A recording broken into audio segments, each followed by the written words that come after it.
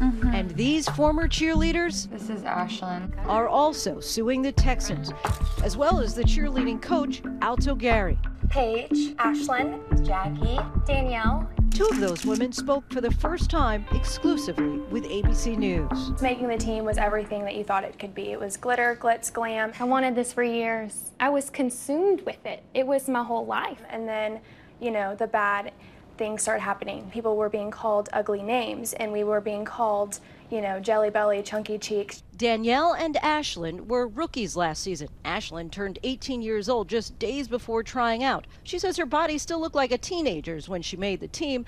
This is right after I became a Houston Texans cheerleader. But that summer, things changed, and she says her coach noticed. I woke up and I looked like a woman and not like a 12-year-old girl, and she didn't like the way I looked anymore. I remember Coach Alto pulling me aside saying, "You look like you ate a plate of salt." She says her coach also told her she looked like she'd gained the freshman 15. I was appalled. I just, you know, I've never been called fat. To this day, I still struggle with weight because I was young and I was called fat multiple times. Those women say that because there was a culture of body shaming, some of them and their teammates felt like they couldn't even eat. I have had teammates tell me that they didn't eat. I have too. That they skipped meals.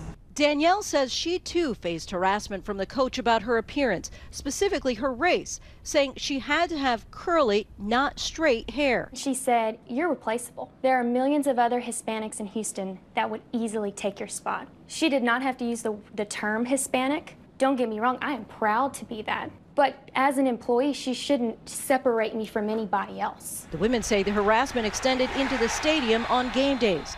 Jackie Chambers says part of her job was to entertain fans in the stands and suite boxes. She says the work could be dangerous, requiring the women to have a safe word to alert security if something got out of hand. That safe word is Toro. You could not guarantee that if you said your safe word, you would be heard. It's loud, people are drinking. Sometimes, if we get lucky, we're with an officer, otherwise we're with a stadium employee. She says one fan sexually assaulted her in the stands. We're running back down the bleachers. A man reaches over from his chair and runs his hand all the way from the bottom of my boot heel, all the way up to the center of my crotch and grabs. Jackie says she reported the incident to her coach, but says she never heard of any follow-up.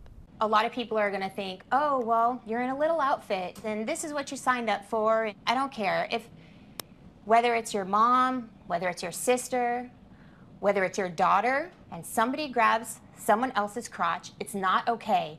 And I thought, wow, working for a billion-dollar corporation, they would do something about it and ensure that this didn't happen again.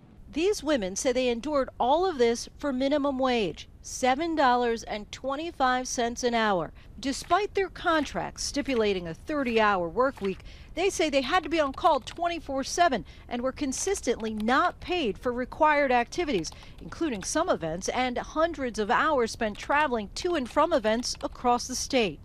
I think it's about that time, y'all. Who's ready?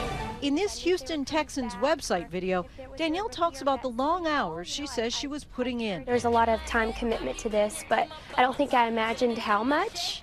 Working a full-time job and being a cheerleader is trying to find a balance. Coach Alto would use the term, this is a part-time job with full-time hours, and she wasn't lying.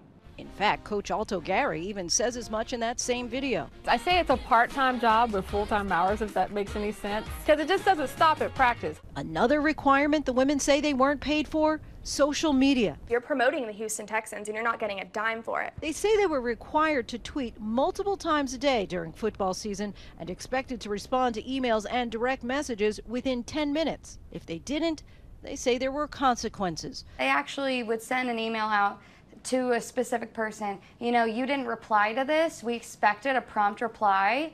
If you don't reply next time, this could, you know, what did they say? Affect how the rest of your season plays out. Yes, this will affect how the rest of your season plays out.